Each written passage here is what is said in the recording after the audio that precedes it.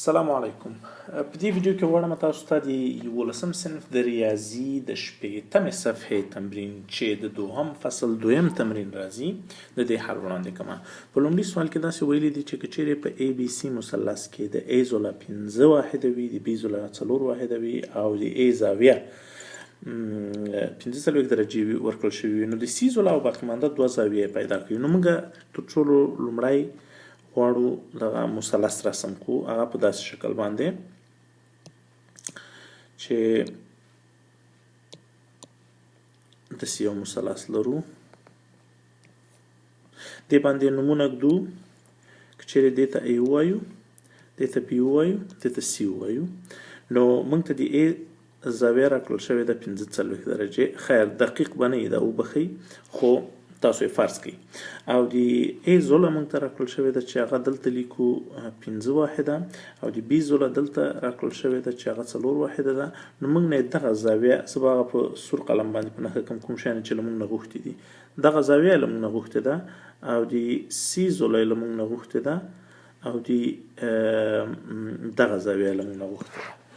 نو اوس د حل لپاره څه شی کوو؟ د حل لپاره لومړی موږ دې ته متوجه کیږو چې ګوره دوه زاویې راکړل شوې دي، یوه زاویه راکړل شوې ده. نو موږ په اسانه توګه موږ لومړی د ساین رول استفاده کولی شو. هغه په داسې ډول باندې چې موږ لیکلی شو چې ساین د 45 درجو پر 15 چې د مقابله زاویه ده، دا باید مساوي شي د ساین د بي چې دا نامعلومه ده، بي زاویه هغه دغه زاویه ده د پر 4 باندې چې دا معلوم ده. نو دا د دې کسر طرف وسط کوو. ساین د بي موږ ته لاسته راځي چې په داسې ډول چې 4 ضرب ساین د 45 درجو پر 15. نو که چیرې دا په کلکولیټر کې کله واچو، نو موږ د ساین د بي لاسته راځي چې هغه به وي 0.15 شپږ 15 شپږ 9. نو له دې نه کله چې بي پیدا کو، یعنی د ساین معکوس کو د دغه عدد، نو موږ ته بي لاسته راځي چې هغه به وي 40 درجې او 45 درجې. دا په درجو کې. او که چیرې په ریډینس کې وغواړئ جواب، په ریډینس کې دا کېږي 0.03 ریډینس. اوس دا خو یوه زاویه هم پیدا کړله، نو دلته به ورته ولیکو چې دا کېږي 40.45 درجې. اوس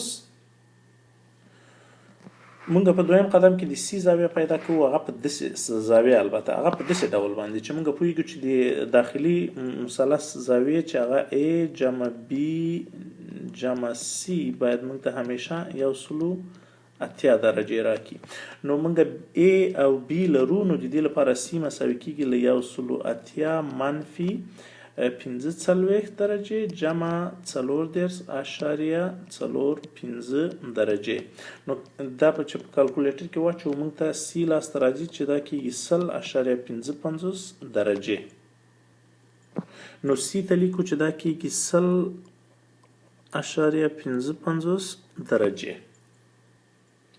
اوس ګوره موږ درې وړه زاویې پیدا کړلې او دوه زاویې پیدا دي، صرف یوه زاویه نه ده معلومه، یوه زاویه نه ده معلومه. هغه زاویې لپاره موږ په اسانه ډول څه شی کولی شو؟ د ساین رول یوز کولی شو. هغه په داسې ډول باندې چې ساین د همدغې زاویې چې دا اوس هم پیدا کړله د 0.55 پر سی چې نامعلومه ده چې اوس به پیدا کوو، مساوي کېږي له ساین د 45 درجو پر 15 سره. نو دا کسر چې طرفین وسطین کو، سی پیدا کو. سی به موږ ته لاسته راکړي چې سی مساوي کېږي 15 ضرب ساین د 0.55 پر ساین د 45. نو کله چې دا په کلکولیټر کې واچو، سی به موږ ته لاسته راشي چې 0.9 15 یو 15 کېږي. دا زمونږ شو د سی جواب. اوس د دې مثلث ګوره ټول هر څه معلوم شول. سی زاویه هم پیدا شوله، د بي زاویه هم پیدا وه، د بي زاویه خو یې راکړې وه، د ای زاویه یې راکړې وه، د ای زاویه هم راکړې وه. نو ای بي سي زاویه هم پیدا شولې او ای بي سي زاویه هم پیدا شولې. د دې زاویې د دې مثلث معلومات تکمیل شو. په دوهم سوال کې داسې ویلي دي که چیرې په یو مثلث کې د A ضلع 3 واحده وي، د B ضلع 9 واحده وي او ترمنځ زاویه یې 80 درجې وي، نو تاسو د C ضلع پیدا کړئ. اوس د دې لپاره به بیا موږ خپل مثلث رسمو په داسې ډول باندې چې که چیرې داسې مثلث ولرو ګوره او بیا نومګذاري پې کېږدو.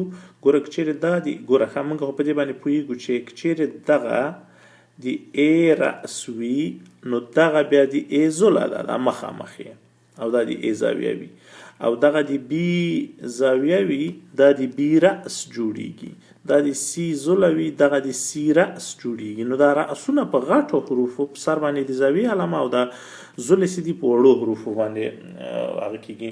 نو موږ ته د B رأس د B ضلع راکړل شوې ده چې هغه 9 ده، او د C ضلع راکړل شوې ده چې هغه د C نه ده راکړل شوې، البته د A راکړل شوې ده.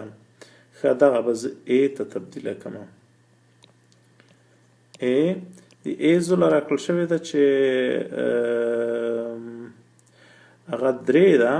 دا شکل مې ډېر دقیق نه ده رسم کړی، ډېر وبښئ، یا به A دلته راواړوم، وبښئ ځکه چې دا 9 له 3 نه ډېر غټ دي که نه.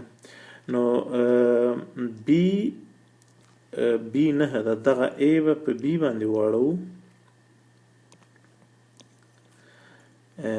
دغه به زمونږ د B رأس شي او د A رأس به دا شي ځکه A مونږ ته راکړل شوې ده چې A 3 ده، نو دغه پاس رأس به C شي، دا رأس به C شي او دا لاندې ضلع به هم وړوکی C شي. ښه C C B B A A. اوس تاسو متوجه شئ چې موږ ته ګوره دغه دوه ضلع راکړل شوي دي، د A او د B، او د C زاویه د C ضلع له موږ نه غوښتل شوې ده. نو دغه د C ضلع به زه دلته په سره قلم باندې نښاني کړم چې دا له موږ نه غوښتل شوې ده چې د C ضلع څه ده. دې ته ګوره دقیقاً د کوساین رول ډېر ښه کار ورکوي، ځکه چې موږ ته دغه زاویه راکړل شوې ده چې د A او د B ترمنځ د هغه د C زاویه ده، دا 80 درجې موږ ته راکړل شوې ده په سوال کې. نو موږ داسې لیکو، د C د پیدا کولو لپاره فورمول لرو چې هغه په دې ډول ده